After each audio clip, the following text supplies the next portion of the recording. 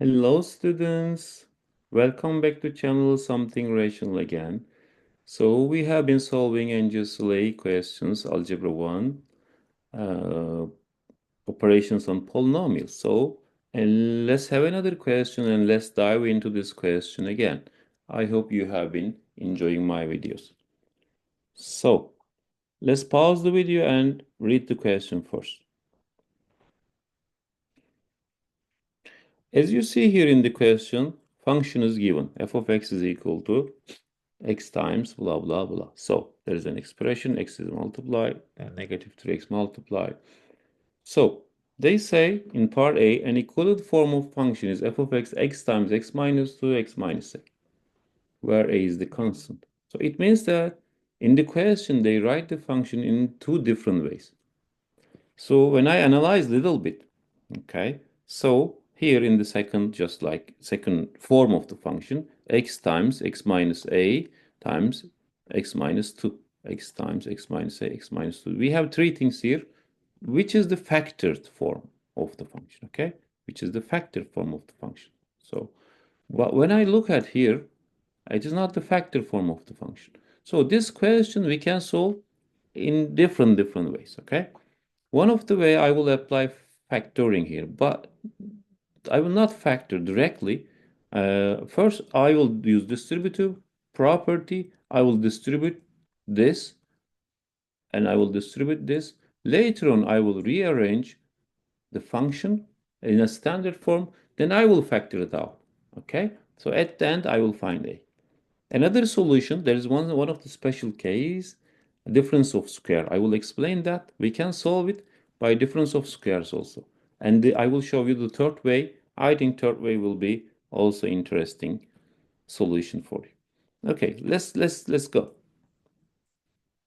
Let's dive into that. So x times x squared is x cubed, okay? Minus 4x, definitely x times 4. Minus 3x times x is negative 3x squared, and negative 3x times negative 2, which is plus 6x. When we simplify this, because we need to combine the like terms and we need to simplify. X cubed plus 2x, but don't write plus 2x first. Let's write in standard form, okay? We have the highest degree term, x cubed, okay?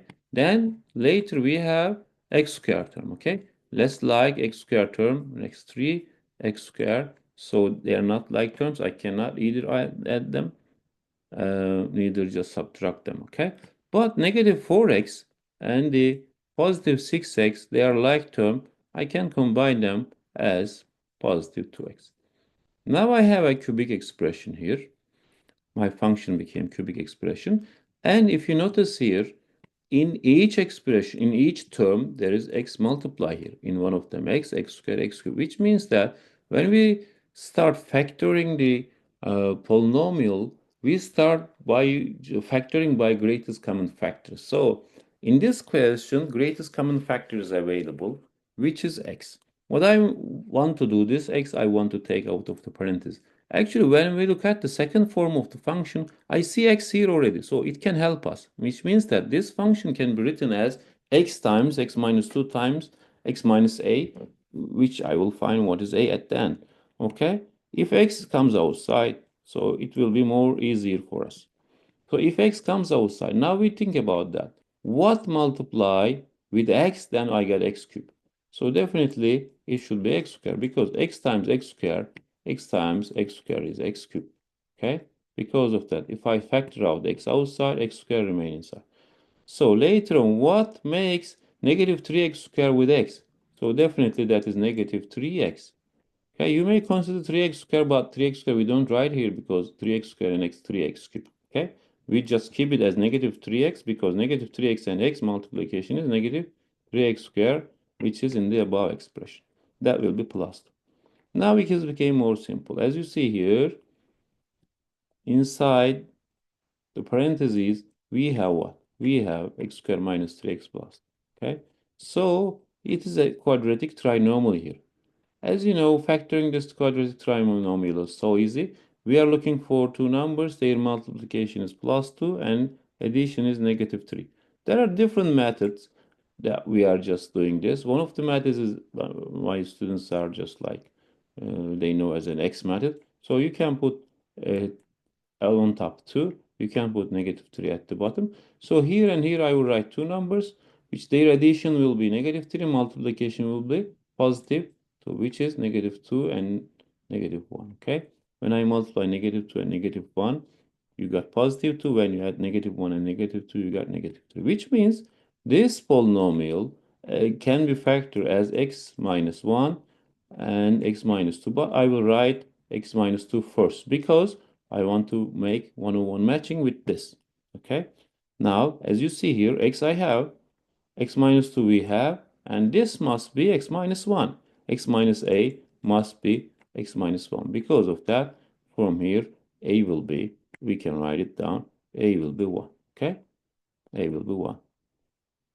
This solution is first expanding by using distributive property and then again going back and factoring it. Okay. So do we need to do this long?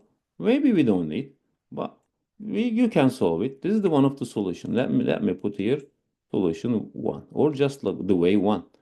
The way 2 is a bit different, but a bit shortcut. Okay. Factoring by grouping, maybe we didn't see, but required information or required knowledge for that, we should know square difference or difference of squares. Okay. Difference of squares means if you multiply similar expression with opposite sign. Okay. For example, x plus 3 and x minus 3 if you multiply. Or for example, x minus 2, x plus 2 you multiply. So in this case, as you remember that, the middle term will cancel out. How? Let me explain that. X times x is x squared, yeah? X times negative 3 is negative 3x. Then 3 times x is positive 3x. This is the moment that we can simplify, but I want to continue. 3 times negative 3 is negative 9. So we cancel them out, middle term. When you have x squared minus 9, which is first term and the last term, we call it square difference. Why we call it difference of square here? Because it is x squared, this is 3 square. When we have a square difference, it means that it is equal to x and 3 multiplication, x and 3, we use x and 3. In one of them, again we use x and 3. In between one of them, we put minus. In between one of them, we put plus. So x squared minus 3 squared is equal to x plus 3 and x minus 3. Here also the same. X minus 2 and x plus 2, which means square of the first one minus square of the second one, which means x squared minus 4. As you notice here, above in the question, x squared minus 4 is that. You see? X squared minus 4 is that. Okay? So it means that x squared minus 4 can be factored out like, let me rewrite it. F of x is equal to x times x squared minus 4 can be factored out x minus 2 and x plus 2. Okay? So this is 3 times x minus 2. As I told you, this can be factored by grouping. How we factor it? You notice here, x times x minus 2 common, x times x minus 2 common here. So when we are factoring this greatest common factor, we can take it out of the parenthesis. X times x minus 2 is the common. So we can take out of the parenthesis. What is remaining on the first expression? X plus 2 remain on the first expression. And in the second expression, minus 3 is remaining. So when we write them a little bit more clear, x minus 2 multiply x plus 2 minus 3 is x minus 1. As you see here, this is equal to what I saw earlier. Okay, x times x minus 2 times x minus 1, they are similar. Which means in this second case, we got a is equal to 1 again. Okay, x is equal to 1 again. So which is correct. The third way I want to explain, the third solution, if you assume that you don't know factoring and you don't know just multiplication, you don't know any distribution property or something like that. So I want you to use function logic, okay? Which means that we have two functions. Actually, they are same function, but written in different format. So if it is same function, this function and this function, same function, okay? They are same function. As we have functions, for functions, we have inputs and outputs, okay? We have inputs and one. Since they are the same function, for same input, they will have same output. Okay. For example, let's choose for x is equal to 3. Okay. Let's choose x is equal to 3. Or you can choose x is equal to just 1 or x is equal to, don't choose x is equal to 2 because x is equal to 2 makes it x due to x minus 2 it is 0.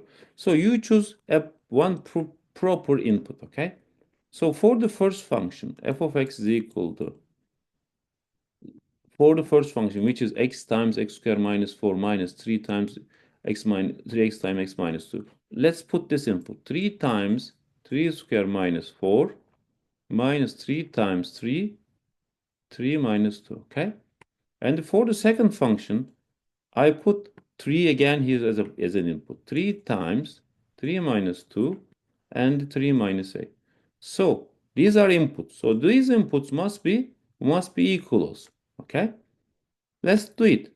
From the first function, from the first equation means they are the same function.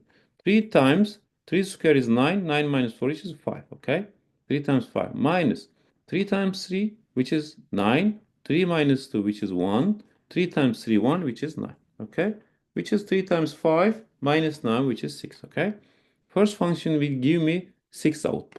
What about second function? Second function will give me f of x is equal to what? 3 times 3 minus 1. 3 minus, sorry, 3 minus 2. 3 minus 2 is 1. 3 times 1 is 3. 3 times 3 minus a. Okay? Which is, again, let me write 3 times 3 minus a. Okay? So 6 and 3 times 3 minus a must be equal to each other. Let me write it aside here. 6 is equal to 3 times 3 minus a. Okay? So how we solve this? Either you distribute or you divide everything by 3. Everything by 3. Okay? 6 over 3 is 2. 3 cancel out. 3 minus a. So 3 minus 1 is 2. Okay? Or take a other side, 2 this side. Definitely a must be here 1 because 3 minus 1 is 2. Okay? So this is the third method that we can solve this question in 3 different ways. Which way is easy to understand for you, or which way is easy to just like solve in the examination, that way you can use. So in all ways here, a is having the value of 1. I hope you enjoyed the video. See you in the next video. It became a bit longer video, but anyway, for the sake of knowledge, I wanted to show 3 different ways for solving this question.